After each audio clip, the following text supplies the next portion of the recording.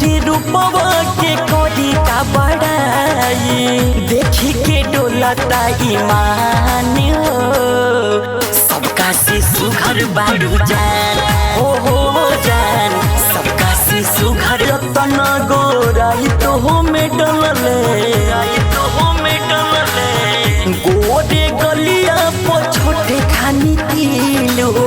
वही में बसेला परान हो सबका से सुघर बारू जान हो जान सबका से सुघर बारू जान।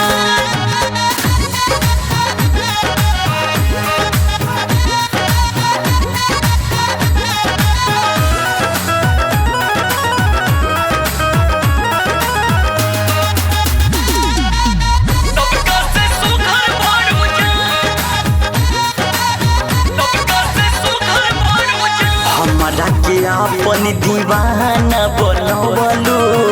अखिया से ऐसोनी जादू चलवलू एहो रनिया